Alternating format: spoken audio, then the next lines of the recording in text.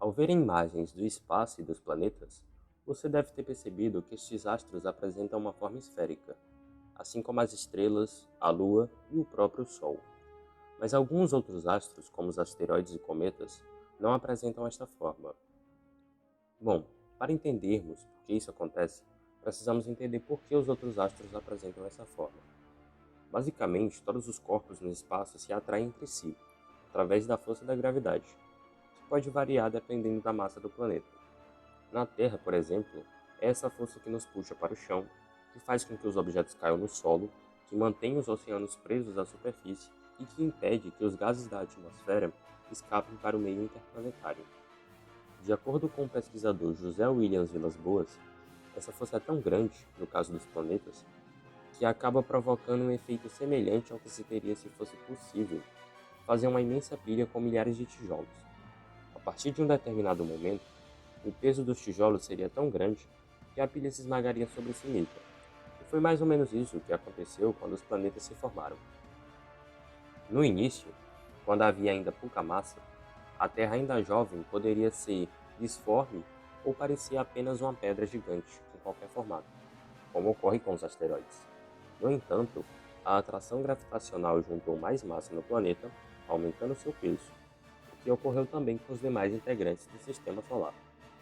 Com o crescimento, a gravidade de um planeta fica tão forte que tudo é esmagado na direção do centro, e o material que forma o planeta finalmente se distribui em forma de uma bola, uma vez que essa força puxa tudo para o centro.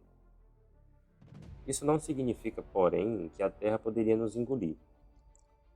O peso de um objeto em uma superfície tende a movimentar os átomos da mesma, e essa reorganização microscópica acaba gerando uma força de repulsão ao objeto, chamada de força normal. E é essa força que balanceia a atração da gravidade e impede que afundemos no solo. Ainda assim, esse equilíbrio de forças pode ser alterado. Uma montanha que fica mais alta conforme o movimento das placas tectônicas, eventualmente terá parte de si puxada de volta para o manto da Terra, já que seu peso também cresceu. E por isso que equilíbrio, para a física que estuda o movimento dos corpos, significa mais do que tudo equilíbrio de forças. O limite da força normal depende do material do qual a superfície é feita. Um objeto feito de material líquido, por exemplo, seria facilmente arrastado em torno de seu centro de massa. Sua forma seria esférica, o que chamamos de equilíbrio hidrostático. O mesmo vale para uma estrela, com sua composição de gás e plasma. Mas, para isso acontecer com um objeto do mesmo tamanho feito de ferro, ele precisaria ter muito mais massa.